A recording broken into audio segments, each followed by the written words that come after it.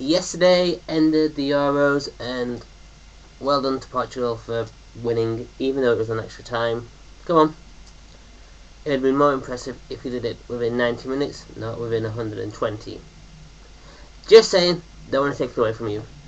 And there's one thing we've learnt from this tournament is England is shit, which we kind of already knew after Brazil, but England is shit. Iceland made us look like dickheads. Wales made us even look like bigger dickheads because they got to the Final Four. And boy, was I hoping for Portugal to beat Wales out, knock Wales out of the tournament. So thanks to the Portuguese for doing that. Because I could not have taken Wales getting through to the final and winning the Euros, and we going to make it past the final 16, even though it should have been a final 8. But that's beside the point. The rule changes and the tournament progression changes, not what this video is about. So after the autopsy that I did after England got knocked out a few weeks ago, let's Frankenstein this bitch and find out a way how to bring life back into English football. And when I mean the English football, I'm not talking about the Premier League, the Football League. I'm talking about the England national squad. The players that we are producing that are shit, that can't make it past the final 16 of the Euros, that can't cross a ball that costs 50 million to go from Liverpool to Man City, and yet can't cross the ball, and flipping just jeez. So there's probably about 1, 2, 3, 4, 5, 6, 7, 8, 9, 10 problems I see with English football that affect fucking how we're performing. And this is it. These are my 10 things we need to look at. So this is the 10 things we need to look at to get England to progress onto better things. So we'll start with club ownership. It's a common fact, and you can see it across the Premiership. You can see it down into the football leagues. British football is just a playground for the rich and the famous, and those, and yeah, people who have money, oil barons. And it's not good to have a bunch of select individuals running a football club on how they want it, not how the fans want it.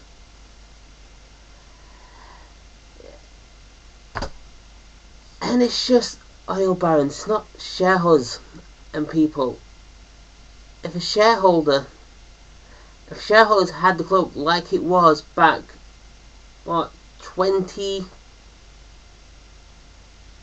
to 15 years ago, 20 to 15 years ago, where shareholders appointed the chairman and they were running the club for the good of the fans, we would probably see a different scope about this. But the club ownership is the first major problem. We've got too many foreign owners who know nothing about English football apart from what they see on Sky TV and what they see on their national TV channels, who probably couldn't name the top 3 British managers outside Ferguson, Moyes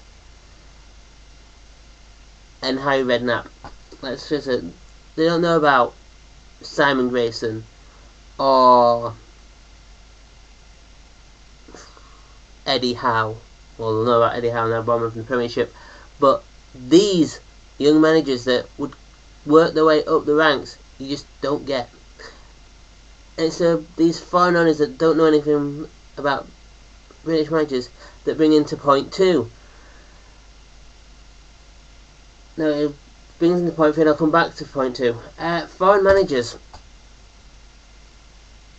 Why do we need so many foreign managers who have managed in Spain, in Italy, in France, in Russia, in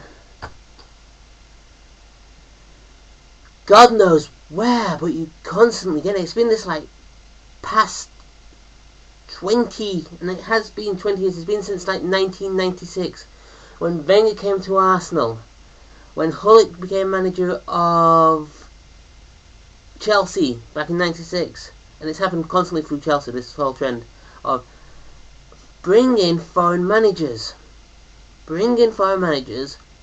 and put the English ones off. It's like Southampton sacking Nigel Adkins for no reason, bringing in Manuel Pellegrini.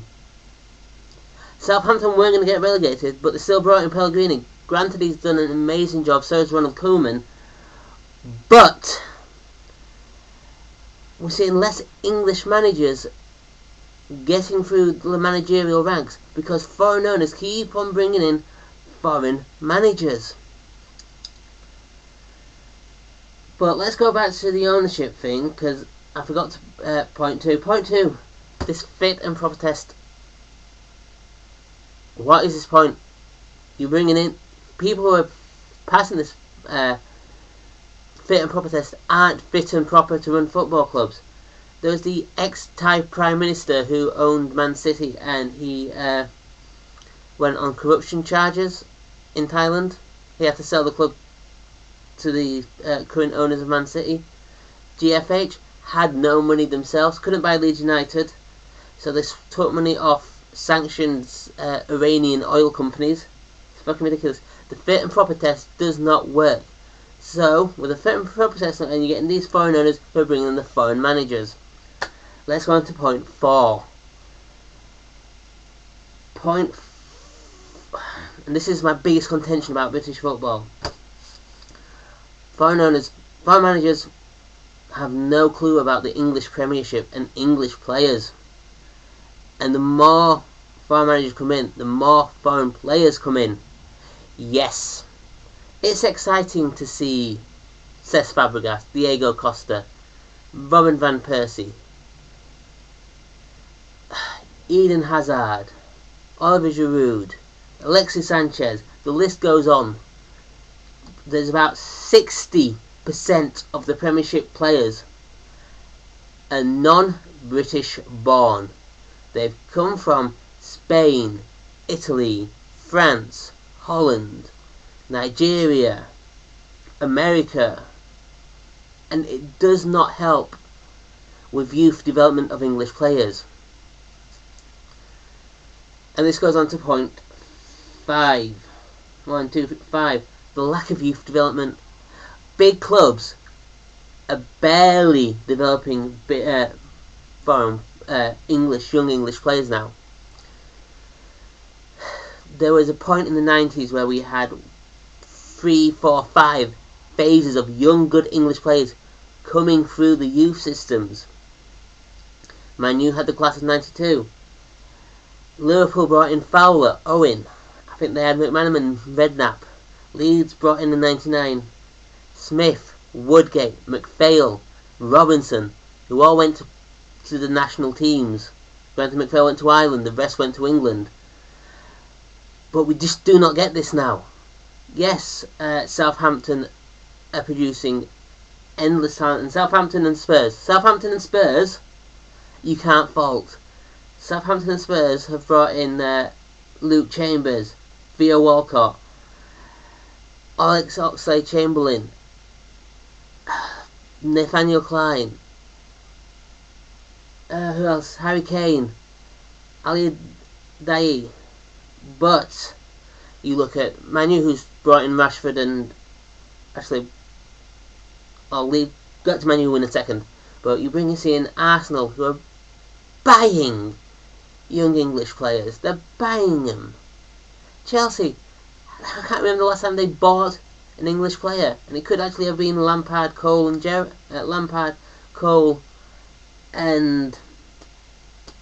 Johnson. I think that's the last time they bought English players.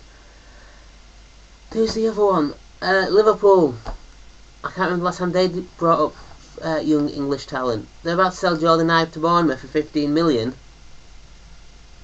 but they're not giving him a run in the first team because the last few managers have wanted to either A, buy English players or just fill their squad with foreign players. And I was going to say I was going to get back to Man U. Yeah, Man U, I feel like they're going to be the last club that's going to bring up young English players. I've praised Rashford in other videos. I have. But I feel like he's going to be the last, him and Anders Lingard will be the last youth development players that Man U are going to bring through, because Mourinho will want foreign talent. And you've seen what's happening. He's brought in Ibrahimovic and he's spending 100 million on Paul Pogba. 100 million on a French kid. It's fucking ridiculous. And as I mentioned, 100 million on a player, let's talk about player costs. The costs some English players are, Jesus Christ. Marcus Bent went from Sunderland to Villa. This was 5 years ago. 28 million. Danny Welbeck went from Man U to Arsenal. 16 million. Are we saying that Welbeck and Bent are better than Alan Shearer, who went from Blackburn to Newcastle for 15 million? Are they better than Tor Andrea Flo, who went from Chelsea to Rangers for 12 million? Are these players this better than players in the past? The answer is no. No, they can't. And no, they're not. This is a stupid inflation that's happened in English football. English players are a ridiculous amount of money. The mind boggles. And again, some of the prices being banded round, they're talking like 3 years ago. Wayne Rooney, 50 million. Gareth Bale, 100 million euros. It just shocks me. And then all this money is for English players mainly. I'm talking about the English players going from club to club to club, club to club to club to club to club to club, and the price, and they're not going abroad. 20 years ago, no, more than 20, 25, 26 years ago, we had the likes of Gascoigne, Ince, Lineker, Mark Hughes, all at foreign clubs that weren't Real Madrid, and they were getting into the England squad regularly. And they were developing around talent in Europe and taking different styles of play and bringing it back. What we've got now is young English players that just that stay in the Premiership or drop down the division, and that's it. They're not learning. They're just learning how to play British and English football, or learning how to sit on the bench while some French or Spanish player goes in ahead of them. They need to go abroad to have like the development of foreign players, but they won't. And it's the English fans' attitude towards foreign leagues. The MLS, shit. The French league, shit. Anything other than Real and Barcelona in the Spanish league, shit. Dutch league, shit. I'm surprised they're not going abroad. Unless you can get Inter, AC, Real, PSG, or Barca, you ain't going to get into the England squad because you're going to get ignored. There was an article when Chris Sutton was at Celtic. Are we really that desperate for strikers? We're bringing a player down from Celtic. Well, if he's playing well enough, yeah. The Jermaine Defoe, who missed out on this year's England squad, had an amazing season with Sunderland. Adrian Durham from TalkSport's comments were, Well, he went to the MLS. He's obviously retired from international football.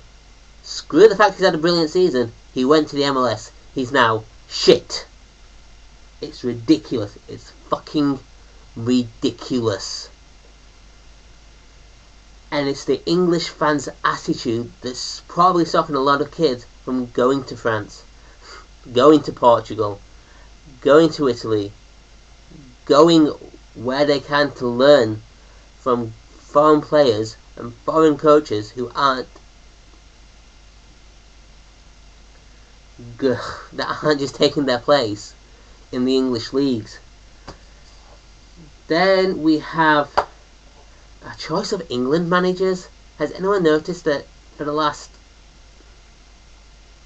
2000 I think it was, we've just had a terrible selection of England managers. First we bring in Ericsson, who just wanted to shag the FA. All he did was fuck around with the FA. He ended up fucking anyone he saw. It was kind of disgusting. He has a fit Italian older lady. I'm going to shag everyone I see. Yeah, that's the first one. That's a good one. Then Steve McLaren. 2 years in management, maybe 4. And, well, they bring him into the manager job. He fails. Yeah, next choice, Fabio Capello. Couldn't speak English. Spent 4, 5, 6 years failing to speak English. It was for me, it was an embarrassment. A manager who just refused to speak English, or very bad broken English. It was not good on the international stage. Then we get to why. Why? Who's been selected in enough of my videos already. He was shit. Why the hell did he get the job after he failed at Liverpool? He failed at Liverpool. And it's like, oh yeah, here's the England job. And he failed twice. He failed in Brazil and he failed in France. Well done to the FA in your last 4 selections. Then there's a need to pick players from the so-called trendy clubs. And this has been going around for, I don't know now. I think I noticed it probably in 2006 when Adrian Doan mentioned this again. Adrian Doan mentioned this. Then, funny enough, 2 years ago there's a video by the True Geordie who points this out again. We keep on picking players from the trendy clubs. And why? Why aren't people from clubs like Fulham, clubs like Swansea getting picked? Why are we insistent on picking players from like Man U, from Liverpool, from, I won't say Arsenal because they're all French, Spurs, trendy clubs? It's like the True Geordie says, they is afraid of what the media are going to think if they refuse to put Rooney in, if they refuse to put in Harry Kane. Leicester, Team Spirit wins the Premiership. 1 of their players gets in to the final 23. It's shocking. Why wasn't, it was great because someone mentioned, why wasn't Danny Simpson in? Why didn't Danny Drinkwater make the final 23? Just, yeah. I'm going to start picking from trendy clubs. Anyway, that was my 10 problems with English football, and the 10 things I think we need to address to revive and put life back into English football. Anyway, that's the end of the video. I'll see you next time. Peace.